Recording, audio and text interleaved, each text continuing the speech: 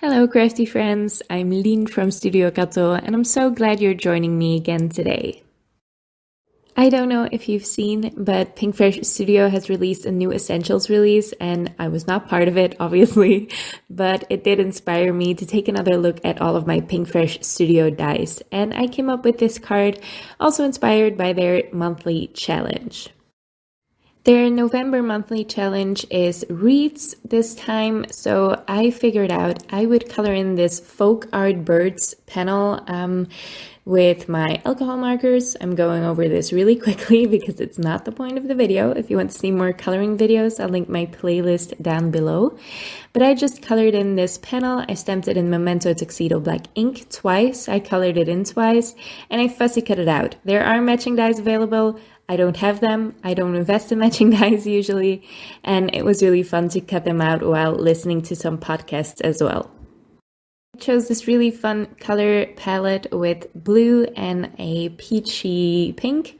And then I worked on the background. And for that, I die cut the simple hexagons 3 times out of white cardstock and layered them together. I did that off screen. And then I also die cut it once from this beautiful holographic gold mirror cardstock, and I am layering the white one on top of it in a way that it's offset so you can see some of the gold peeking through, but it's not too overwhelming.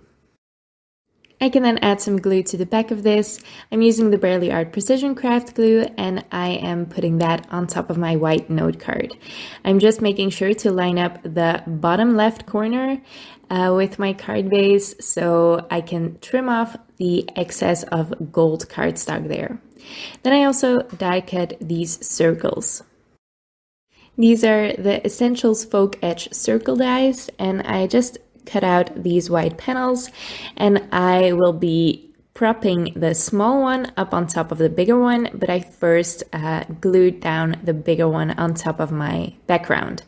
Now I put glue all over this, but obviously it's only going to touch the hexagons in some parts of it. I then sorted through all the pieces that I colored. I love the pieces in this because you have mirror images in this lovely cling stamp. So you can go in both directions for your wreath, and I really like that. So I am arranging these to be coming from underneath the small circle, and I am just laying them on top of the bigger circle. I'm only gluing them down partly. I always do this with wreaths. This way the leaves and the flowers can flare up a little bit.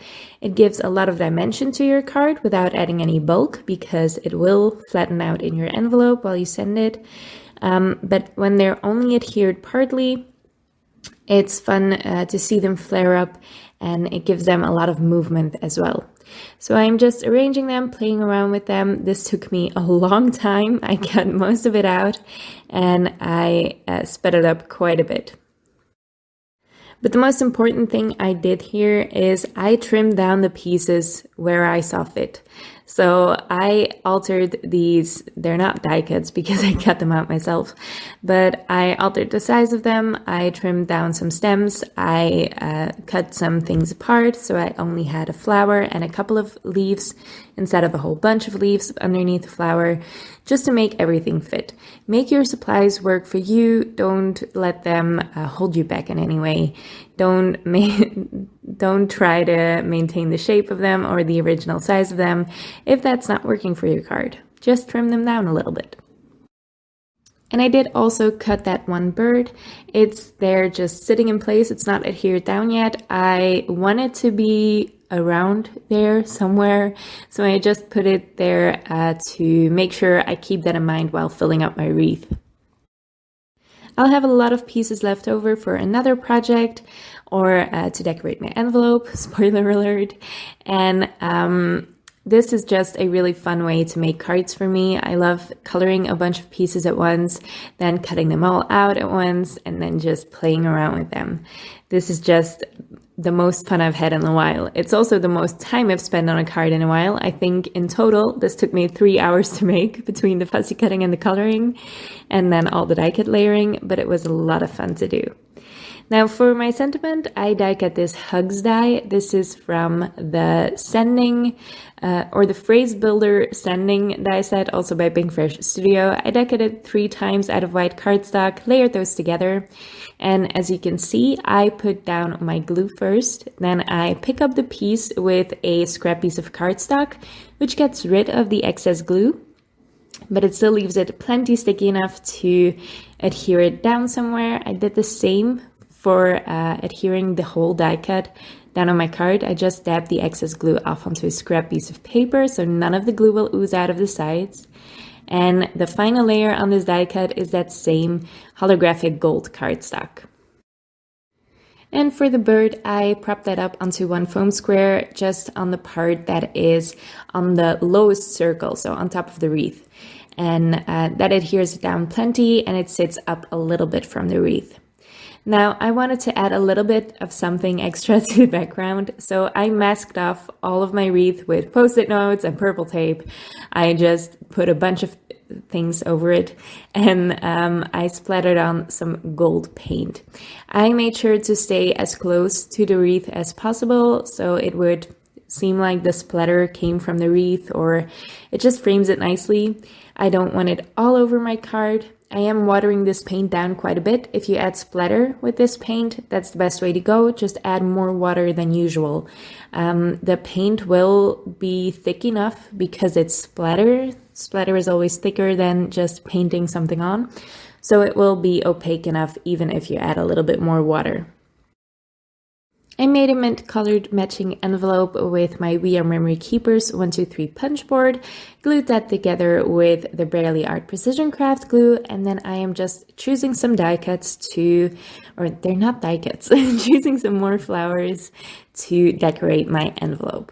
And I wanted this small one on the back of it, but I also have this flower that I didn't use on my card at all. Because I didn't think it fit in the wreath, and I want that to seal my envelope later. So I am saving that piece and I will put it in the packaging of this card together with the card and the envelope, and I will just add that as a seal on top of the envelope once I'm ready to send it. And that finishes up my envelope and my card. Just glued that die cut there on the bottom left corner of the envelope. And look at all that shine from the background. I love this die cut layering, just some subtle shine in the background and a lot of dimension as well. I really love this card. I love the color palette, and I love the Pinkfresh Studio products, especially the essential ones. So I'll definitely be shopping around for those soon. I hope you like this card and I hope you liked the video. If you did, make sure to leave a thumbs up on this video and leave your thoughts in the comments below. There's still some time to enter the Pinkfresh Studio November challenge, so make sure you do that. You can win a fun prize, and it's also just fun to submit your project to challenges, I think. I really love the Pinkfresh challenges. I always have a lot of fun with them, so I encourage you to check those out. Thank you so much for watching. Please subscribe to my channel if you enjoyed this video, and I hope to see you next time.